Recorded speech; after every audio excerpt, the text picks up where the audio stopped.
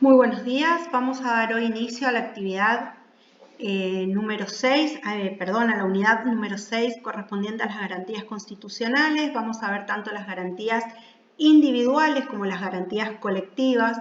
Recordemos que las garantías son las herramientas que nos provee la Constitución para poder justamente ser un garante de los derechos que la misma Constitución reconoce. Hay diferentes acepciones. En una acepción estrictísima se sostiene que las garantías constitucionales comprenden solo los procedimientos judiciales sumarios y las reglas procesales como el habeas data, el habeas corpus, el amparo y la garantía de no declarar contra sí mismo. Van a entender estos conceptos una vez más avanzado el desarrollo de la unidad. Lo importante es que ustedes entiendan en sí mismos que las garantías, en cualquiera de sus acepciones, lo que nos indican es que hay una herramienta brindada por la Constitución Nacional y por leyes que reglamentan el procedimiento de cómo hacer realmente un uso específico de esas garantías, es decir, herramientas que nos permiten proteger los derechos que la Constitución nos reconoce. En una acepción estricta, las garantías incluyen los procedimientos judiciales protectores de la libertad jurídica, a excepción de la vía de solicitud de inconstitucionalidad. En una acepción amplia abarca también las llamadas garantías políticas, como por ejemplo la división de poderes, la renovación de mandato de los funcionarios, la elegibilidad de los magistrados, y en una acepción amplísima, comprensiva de todas las acepciones anteriores, comprende también las instituciones liberales, incluso la propia Constitución, la rigidez de la Constitución y el carácter dogmático que tiene el primer capítulo de Declaraciones de Derechos y Garantías. Las garantías individuales están contenidas en el artículo 18 de nuestra Constitución, son las llamadas garantías del debido proceso. Son un conjunto de garantías justamente procesales que tienen por objeto asistir a los individuos durante el desarrollo de un juicio y protegerlo de los posibles abusos de las autoridades y permitirles así las defensas de sus derechos. Se llaman garantías del debido proceso justamente porque son todas aquellas herramientas que la Constitución nos brinda para protegernos como ciudadanos durante, antes y posteriormente a la tramitación de un juicio. El artículo 18, ustedes lo pueden buscar en la Constitución, habla de que ningún habitante de la nación puede ser penado sin juicio previo, fundado en ley anterior al hecho del proceso, ni juzgado por comisiones especiales o sacado de los jueces designados por ley antes del hecho de la causa. Nadie puede ser obligado a declarar contra sí mismo, ni arrestado, sino en virtud de orden escrita, emanada de autoridad competente. Es inviolable la defensa en juicio de la persona y de los derechos, también es inviolable el domicilio, como la correspondencia epistolaria y los papeles privados, y una ley determinará en qué casos y con qué justificativos podrá procederse a su allanamiento y ocupación. Quedan abolidos para siempre la pena de muerte por causas políticas, toda especie de tormento y azotes. Las cárceles de la nación serán sanas y limpias para seguridad y no para castigo de los reos detenidos en ellas, y toda medida que a pretexto de precaución conduzca a mortificarlos más allá de lo que aquella exija, hará responsable el juez que la autorice. Como les decía, las garantías individuales del artículo 18 son herramientas que la Constitución nos brinda para protegernos como ciudadanos antes de la tramitación del proceso. Por eso dice que ningún habitante de la nación puede ser penado sin un juicio previo que se funde en una ley anterior al hecho que dio origen a ese juicio. Luego establece las condiciones que debemos tener durante el proceso, ¿sí? No podemos ser juzgados por comisiones especiales, sacados de los jueces designados por ley antes del hecho de la causa, no estamos obligados a declarar contra nosotros mismos, son inviolables nuestra defensa en juicio, tanto de nuestra persona como nuestros derechos.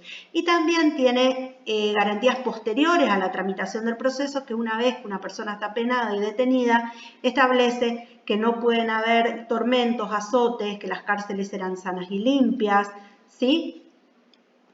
Vamos a ver entonces a grandes rasgos las garantías específicamente establecidas, la del juicio previo, la de intervención del juez natural, la prohibición de declarar contra sí mismo, la ley anterior y también la inviolabilidad de la defensa en juicio. El juicio previo implica que ningún proceso judicial puede llevarse a cabo si no están establecidas todas las etapas necesarias para que ese proceso se realice. Procura garantir la realización del debido proceso en su doble faz, en lo procesal para posibilitar el cumplimiento de todas las etapas que todo procedimiento judicial requiere, y en lo sustantivo de fondo para que el decisorio final, es decir, la sentencia del juez, sea justa y fundada en derecho. Es decir, la garantía del juicio previo comprende tanto una garantía en cuanto a la tramitación del proceso y sus etapas, que haya una etapa de investigación, de instrucción sumarial, de imputación, de posibilidad de defensa del imputado, de presentar las pruebas que hacen a su defensa, ¿sí? Y en los sustantivos, es decir, en el fondo, en lo material, es necesario que la sentencia a la que se llega sea una sentencia justa, es decir, fundada en los hechos, fundada en las pruebas y fundadas en el derecho. El juicio previo establece que nadie puede ser castigado sin haber sido juzgado previamente, ¿sí? Y sentenciado mediante un debido proceso. ¿Qué implica la presencia de un debido proceso? Que la persona primeramente debe ser acusada, la persona acusada debe ser de un hecho concreto, presentándose exactamente cuáles son las pruebas en su contra. Debe tener la oportunidad de defenderse alegando sus derechos y presentando las pruebas que hacen a su defensa, es decir, las contrapruebas. Estas pruebas las presenta quien lo acusa y estas pruebas son presentadas por quien se defiende. Y recién en ese estado el juez puede dictar sentencia. ¿Qué juez? El juez natural. ¿Quién es el juez natural? Es aquel juez que ha sido designado por la ley antes de que suceda el hecho. Ustedes van a estudiar en la unidad 8 cómo se designan los jueces. Estos son designados por concurso, si son jueces inferiores, los elige el Consejo de la Magistratura, y si son los miembros de la Corte Suprema de Justicia de la Nación, los elige a propuesta del Consejo de la Magistratura, los propone el presidente con acuerdo del Senado. Esto es importante porque implica que uno va a estar bajo la garantía de que no va a ser juzgado por un órgano ad hoc, un órgano especial establecido, un órgano que sea parcial, ¿sí? Es una garantía que se propone evitar que los gobernantes de turno usen del imperio que detentan para distribuir las causas judiciales a su antojo. Los órganos judiciales deben estar preestablecidos y funcionan de modo regular, por lo que cada infracción para cada hecho hay un tribunal por competencia demarcada. El tribunal natural es aquel que haya sido creado por ley, esté dotado de competencia para juzgar el hecho que llega a su conocimiento, y los integrantes han sido designados del modo regular que prevé la Constitución Nacional. ¿Cuál es la prohibición de las comisiones especiales u órganos ad hoc? Ad hoc significa para esto o con este fin. Son órganos transitorios o permanentes concebidos especialmente para juzgar uno o varios hechos sustraídos al juez natural. Se fundan discriminaciones políticas o necesidades de gobierno de turno, por eso nuestra Constitución lo prohíbe. Ley anterior. La garantía de la ley anterior se basa en esta situación de que nadie está obligado a hacer lo que no manda la ley, ni privado de lo que ella no prohíbe.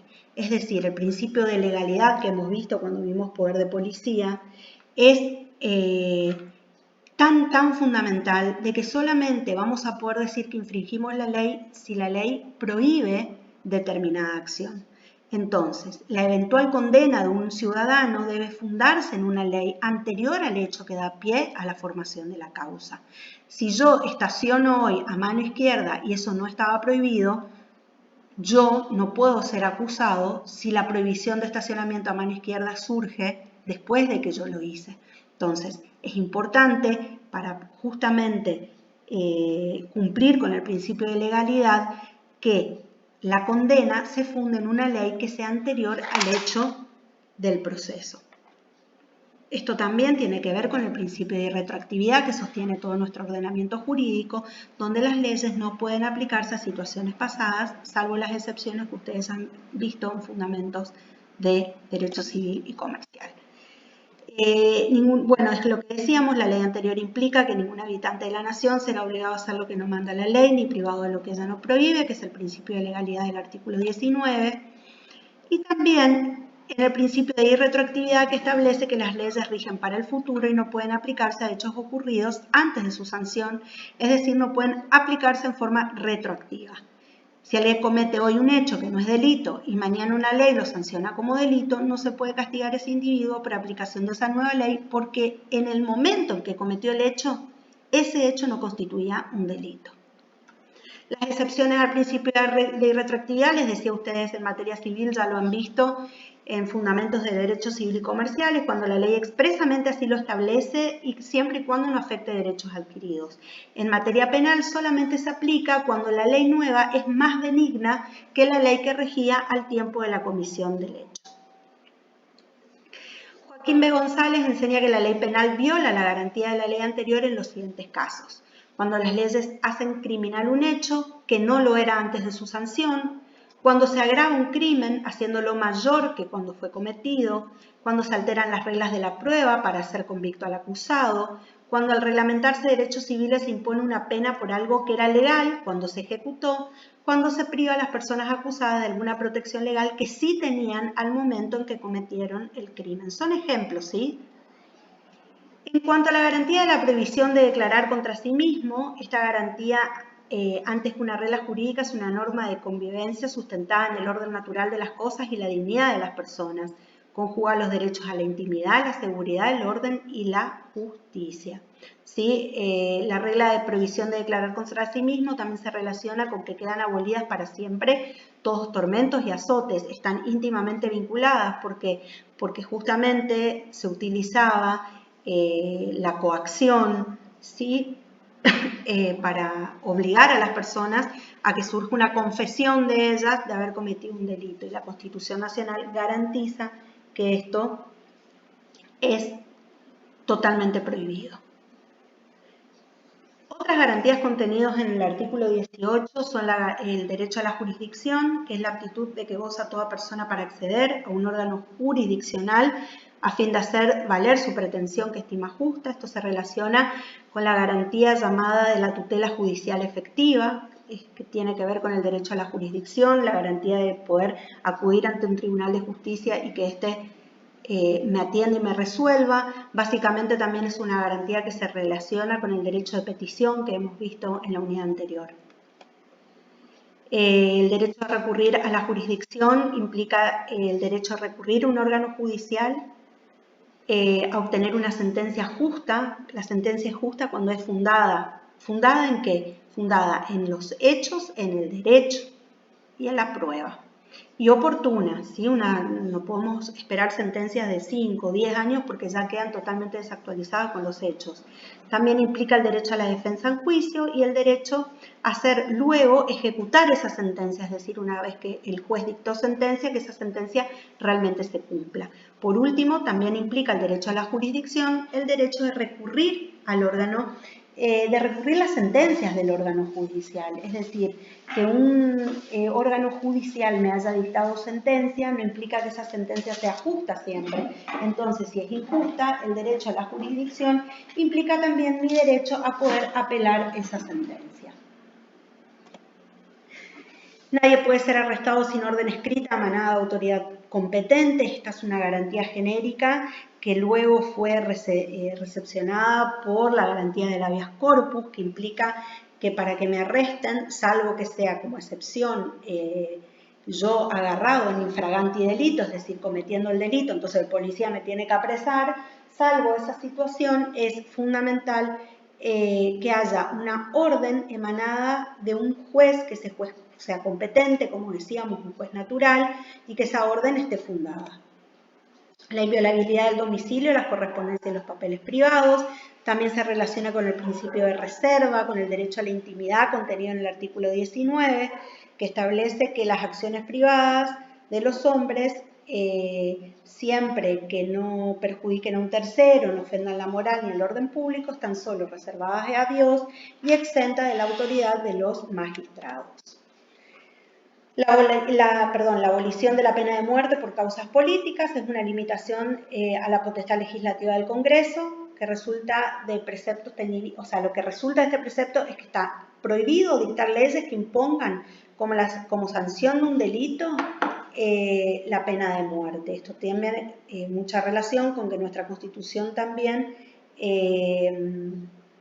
protege el derecho a la vida, no solo tácitamente, sino expresamente a través de la incorporación de los pactos internacionales sobre derechos humanos.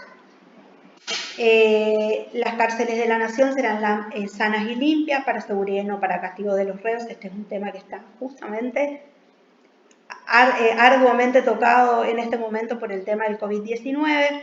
La pena de prisión procura la readaptación social del delincuente, deberíamos decir procura, pero está medio difícil. Nuestra Constitución ha proscripto toda medida de crueldad o excesivo rigor que pudieran emplearse contra las personas privadas de la libertad. El castigo ya es la falta de libertad, ese es el castigo que recibe el preso, la falta de libertad. Ahora bien, esa privación no puede agravarse por condiciones que hagan que esa situación de estar privado de la libertad sea otro castigo más para quien cometió el delito. Por eso las condiciones tienen que ser higiénicas, de salubridad, ¿sí? La reforma del 94 ha jerarquizado constitucionalmente al habeas corpus correctivo. Ahora vamos a ver dentro de un ratito que el habeas corpus correctivo justamente pueden presentarla aquellas personas que se encuentran presas cuando sus condiciones de prisión se han agravado de tal manera que resultan perjudicados o violentados sus derechos personalísimos y inclusive su seguridad. Muy bien, vamos a empezar ahora con la primera garantía individual que está contenida en el artículo 43, salimos ya del artículo 18. Habeas corpus significa tienes tu cuerpo, es una garantía cuyo objetivo consiste en proteger la libertad física específicamente contra las perturbaciones ilegítimas que ésta pueda sufrir. Este proceso está destinado a conjurar cualquier tipo de lesión a la libertad física, ambulatoria o de locomoción. Acuérdense que el habeas corpus es una acción judicial, es una garantía que nos otorga la Constitución Nacional que se materializa a través de una acción judicial. El proceso, la acción judicial justamente está destinado a proteger cualquier lesión a la libertad física, ambulatoria o de locomoción. Por eso habrán escuchado que se ha presentado por esta cuestión del COVID y el aislamiento obligatorio un habeas corpus, una persona lo presentó, la Corte Suprema rechazó el habeas corpus. Acuérdense que cuando hay conflictos de derechos constitucionales, como es en este caso la libertad ambulatoria o de locomoción, y el derecho a la salud de todos los habitantes y no de una persona en particular, ante esas situaciones, acuérdense que el preámbulo es quien sirve o tiene el valor jurídico para los jueces para ayudarlos a interpretar cuál es la norma que debe prevalecer.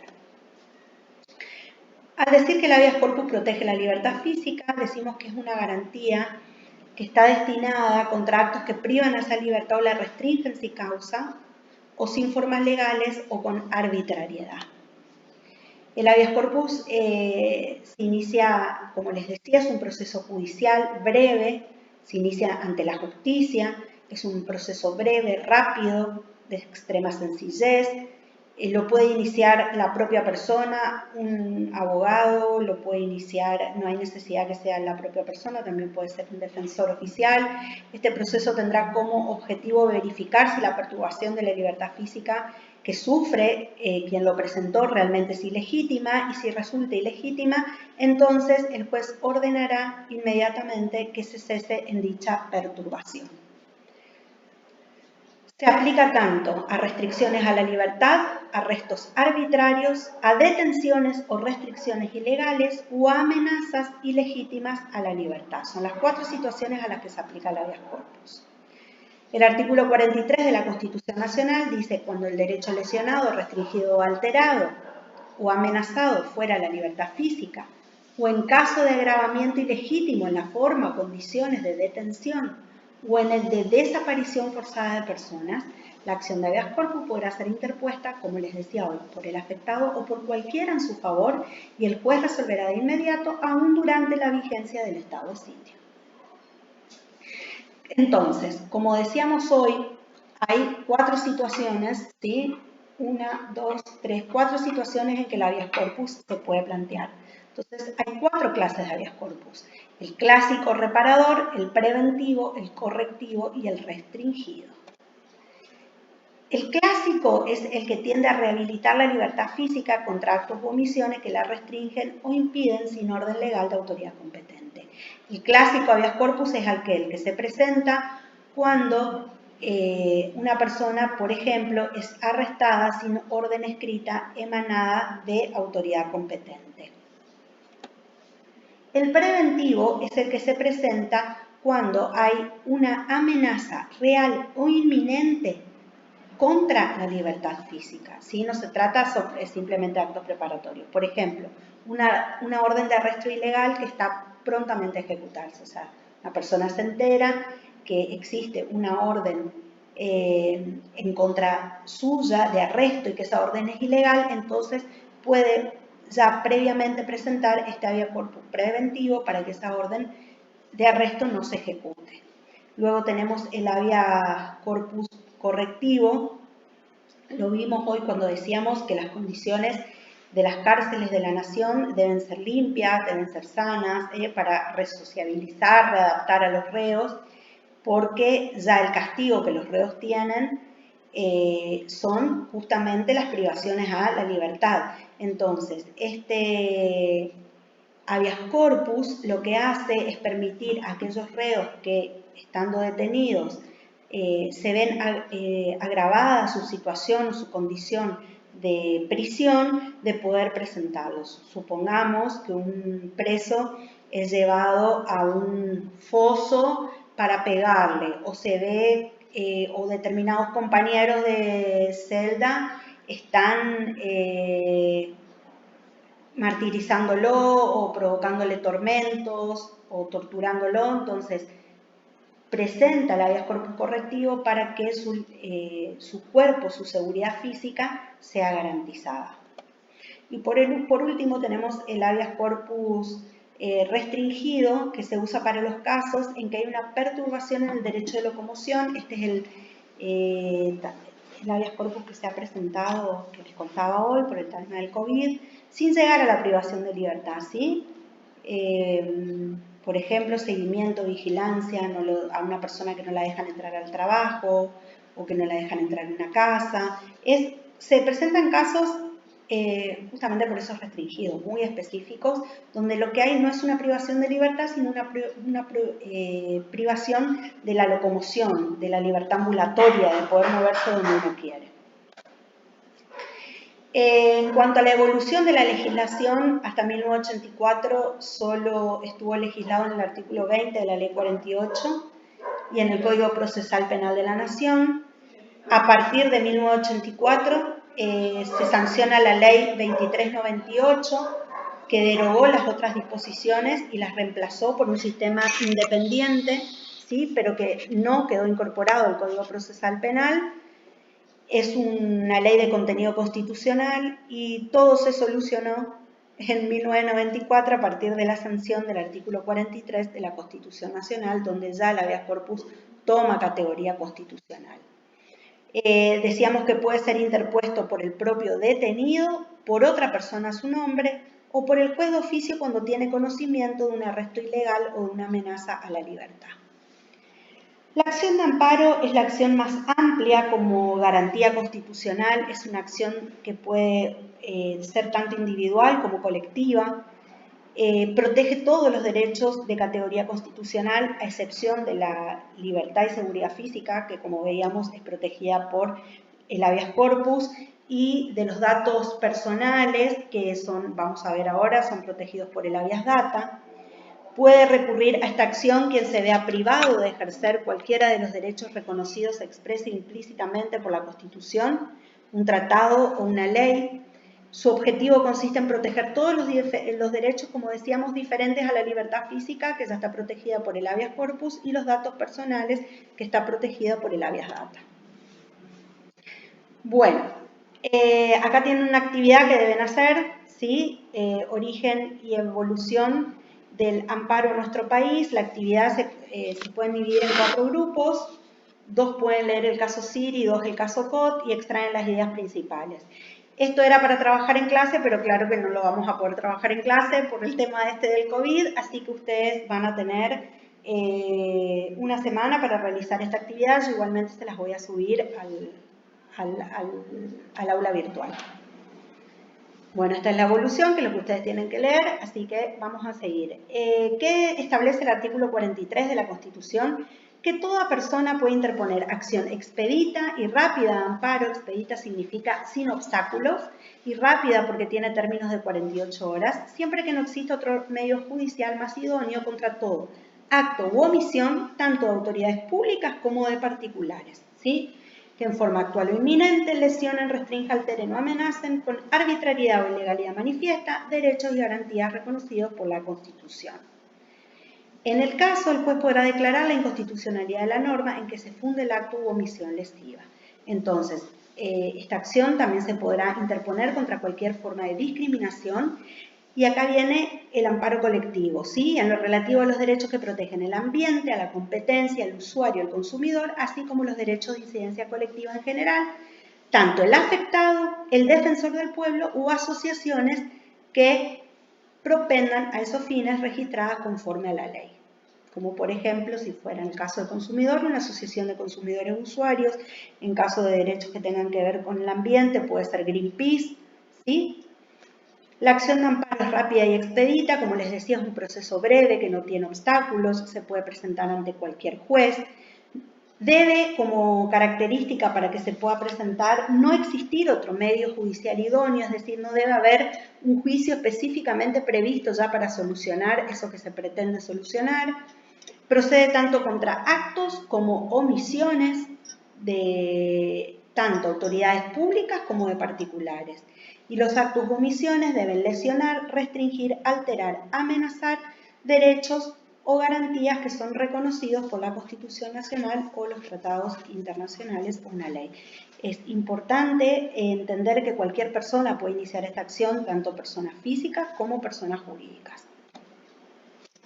El amparo clásico individual se presenta en situaciones en que haya una lesión, es decir, un perjuicio, un detrimento, o bien una reducción en cómo se puede ejercer un derecho, o bien ante el caso de una amenaza de que no se va a poder ejercer un derecho constitucional. Por ejemplo, un amparo que he debido presentar antes de que suceda esto de la pandemia es para un señor que se encontraba justamente en un geriátrico y lo amenazaban de que le iban a cortar el servicio de geriatría y esta persona está sola, no tiene dónde vivir y necesita atención 24 horas porque es diabético y justamente tiene cortadas las 2 piernas. Entonces hemos presentado en ese sentido un amparo porque había amenaza de que lo iban a echar, ¿sí? del geriátrico. La amenaza debe ser actual o inminente, el acto o la omisión deben ser manifiestamente arbitrarios, es decir, ilegales, no fundados en la ley. Y si el acto o la omisión se fundan en una norma, lo que se puede solicitar justamente es la declaración de inconstitucionalidad de esa norma. Recuerden que la declaración de inconstitucionalidad se pide como al Poder Judicial para que éste ejerza justamente el control de constitucionalidad que hemos visto en la unidad 2 y justamente es el Poder Judicial quien tiene la autoridad y la competencia para declarar la inconstitucionalidad de la norma o la ley. El amparo colectivo defiende intereses difusos que no pertenecen a un sujeto determinado, sino que la lesión es recibida por una cantidad indeterminada de sujetos o inclusive varias comunidades. derecho de una determinada raza a no ser discriminada, los derechos al medio ambiente, el derecho de consumidor y usuario, ¿sí? Derecho inclusive a la competencia, de que no haya monopolios. La acción puede ser interpuesta contra toda forma de discriminación, todo lo relativo a los derechos que protegen la competencia, el consumidor y el usuario, los derechos que protegen el medio ambiente y en general derechos de incidencia colectiva. Pueden iniciar el afectado a la acción, como decíamos, el defensor del pueblo o bien asociaciones registradas, como les decía hoy, alguna asociación de consumidor usuario, Greenpeace, que es muy conocida, ¿sí? Que defiende los derechos ambientales. Por último, la acción de habeas data es aquella que protege los datos personales. Habeas data significa tienes tus datos. Toda persona puede interponer esta acción para tomar conocimiento de los datos a ellos referida y su finalidad, ¿sí? Que consten en registros o bancos de datos públicos o privados, y la parte más importante de este artículo es esta parte que dice destinados a proveer informes, ¿sí? Es decir, que toda persona puede interponer esta acción contra registros, bancos o datos públicos o privados, pero que estén destinados a proveer informes. Esto significa que cuando por seguridad nacional haya alguna situación en que el ente público no pueda dar informes porque está comprometido el bien general, entonces en esa situación el habeas data no puede ser factible. ¿Cuál es el objeto del habeas data? Bueno, podemos identificar dos objetos: conocer los datos personales referidos y las finalidades de almacenamiento, y exigir la supresión, rectificación o confidencialidad o actualización de esos datos. El habeas data, ustedes van a conocer esto, es muy comúnmente presentado en situaciones en donde en el veraz hay una información errónea sobre la situación crediticia, bancaria, financiera de una persona. Entonces, no se corrige esa situación y se presenta justamente el habeas data para que sí se pueda corregir. ¿Qué datos son susceptibles de dar lugar a la acción de habeas data? Les decía, los que constan en registros o bancos públicos y también privados, pero que estén destinados a proveer informes. ¿Qué datos no son susceptibles de la acción? El secreto de fuentes de información periodísticas, archivos históricos o periodísticos, los que se limitan a colacionar o recopilar documentación, información de registros, ficheros que se refieren a actividad empresarial o financiera porque su conocimiento parece de acceso necesario a terceros, la defensa y seguridad del Estado, porque en este caso su destino justamente no es público. Hay 4 clases de habeas data: el informativo, el rectificador, de preservación, y puede haber también un habeas data mixto, donde 2 de los 3 anteriores puedan ir juntos. El informativo justamente sirve para recabar qué datos personales se encuentran registrados, con qué finalidad se han obtenido y se hayan registrados y de qué fuentes se han obtenido esos datos. El rectificador, justamente como su nombre le indica, sirve para corregir los datos archivados que son falsos o inexactos, o bien para actualizar o adicionar datos que están atrasados o incompletos. Y por último, el de preservación sirve para excluir datos archivados que integran la información personal denominada información sensible, como por ejemplo referidos a la orientación sexual, identidad étnica, ciertas enfermedades o ideas políticas de determinadas personas. Entonces, la persona puede solicitar excluir esos datos. Y también para reservar la confidencialidad de ciertos datos archivados que hacen a informaciones legalmente acumuladas pero innecesarias y sustraídas al acceso de terceros o susceptibles de originar daño a la persona si son conocidas por terceros. Muy bien, hasta aquí el artículo 43 que trata estas 3 situaciones. Vamos a ir ahora al artículo 23 de la Constitución Nacional, que habla de situaciones de emergencia, que son aquellos momentos críticos que debe afrontar el país. Ustedes habrán escuchado mucho en este tiempo que se le ha pedido al presidente que declare el estado de sitio, y el presidente justamente decía que no hay necesidad de declarar el estado de sitio siempre y cuando los ciudadanos podamos cumplir con el aislamiento obligatorio, con esta llamada cuarentena. ¿Por qué? Porque en el estado de sitio hay mayores restricciones que lo que implica actualmente la cuarentena. ¿Cuáles son las situaciones de emergencia? Guerras, disturbios internos, crisis económicas, crisis, en este caso, sanitarias, crisis sociales. Los remedios para estas situaciones de emergencia son los denominados institutos de emergencia, como por ejemplo el estado de sitio, la declaración de estado de guerra, la ley marcial, pero en nuestra Constitución solo referencia a dos: la conmoción interior y el ataque exterior. ¿Sí? Ante estas situaciones se puede declarar el estado de sitio. Es un instituto, como decíamos, de emergencia, cuyo fin consiste en proteger el sistema constitucional ante dos situaciones de peligro: conmoción interior o ataque exterior. En la conmoción interior podemos poner tanto, puede ser una rebelión, una situación de inestabilidad social, política, una emergencia como la que estamos viviendo sanitaria. Durante el tiempo que dure el estado de sitio, el gobierno podrá limitar parcialmente ciertas garantías y derechos individuales a fin de proteger la vigencia de los principios constitucionales. El artículo 23 dice: en caso de conmoción interior o ataque exterior que pongan en peligro el ejercicio de esta Constitución y de las autoridades creadas por ella, se declarará en estado de sitio la provincia o territorio en donde exista la perturbación del orden, quedando suspensas allí las garantías constitucionales.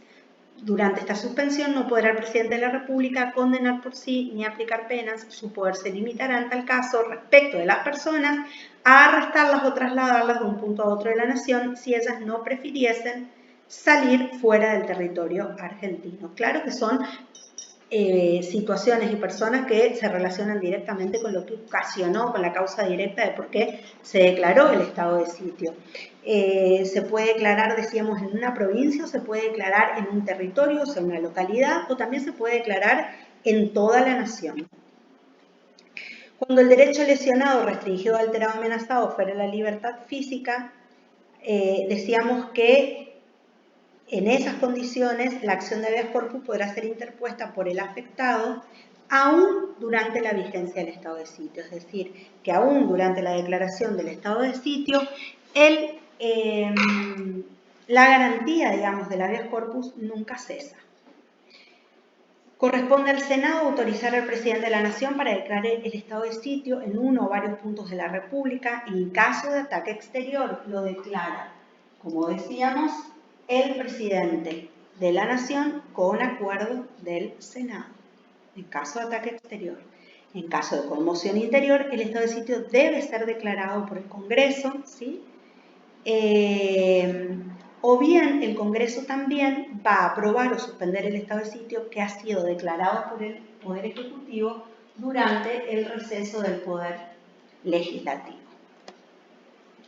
El artículo 99 establece que el presidente declara el estado de sitio en uno o varios puntos de la nación en caso de ataque exterior y por un tiempo limitado, eso decíamos con acuerdo del Senado, para que les quede bien clarito. En caso de ataque exterior lo declara el presidente con acuerdo del Senado. Pero en caso de conmoción interior, solo tiene la facultad de declararlo cuando el Congreso está en receso. Pero como leímos en la filmina anterior, una vez que el Congreso puede sesionar, va a aprobar o suspender el estado de sitio que había declarado el presidente en su ausencia. ¿Sí? Las causales, entonces, decíamos que son conmoción interior o ataque exterior.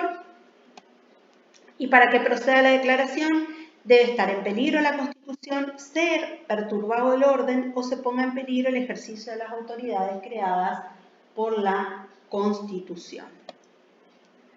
La competencia, decíamos nuevamente, en caso de conmoción interior, debe declararse por el Congreso y si este está en receso lo declara el Poder Ejecutivo, es decir, el presidente, y luego del receso el Congreso debe aprobar o suspender ese estado de sitio.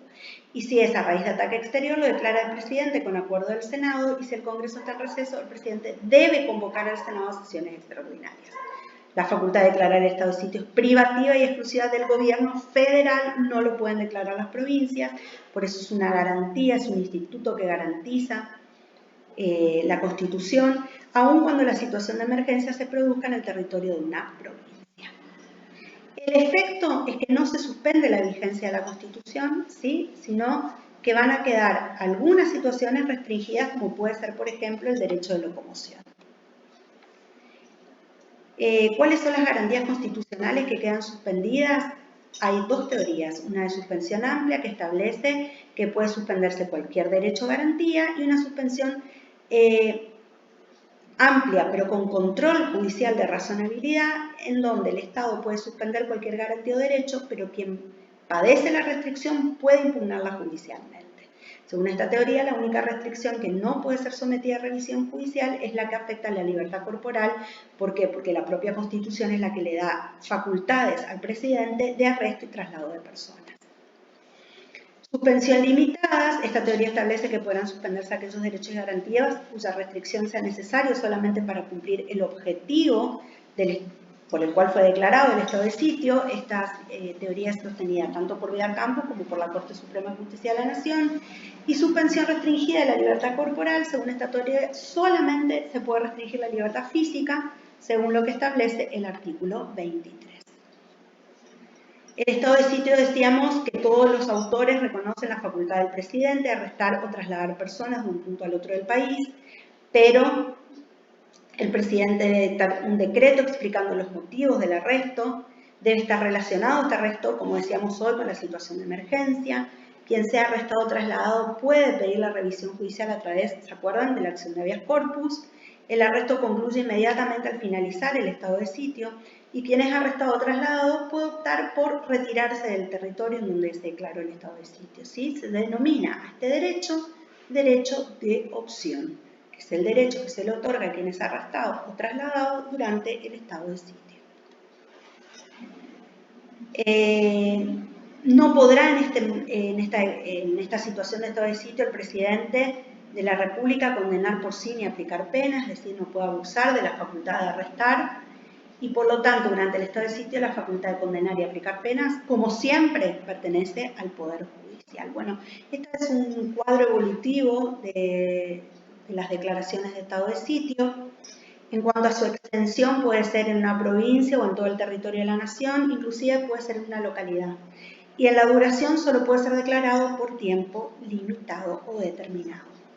La declaración de estado de sitio, en cuanto a su oportunidad o conveniencia y el plazo de duración, no pueden ser sometidos a control judicial, como vamos a ver en la unidad 10, es un acto de gobierno y por lo tanto está exento del control judicial, que sí puede ser sometido a control judicial. Las condiciones, los requisitos en cuanto a cómo se declaró ese estado de sitio y en cuanto a si una persona se ve afectada en sus derechos, si esa afectación es legítimamente válida. En cuanto al amparo durante el estado de sitio, la habeas corpus sí se puede interponer, su finalidad justamente tiene que ver con la revisión por parte del Poder Judicial de la restricción a la libertad corporal, pero el amparo, la acción de amparo durante el estado de sitio, si bien no se suspende, tiene una interpretación restrictiva. Muy bien, hasta acá hemos llegado. Recuerden que hay una actividad que está inserta en el Power y cualquier consulta nos vemos en el aula.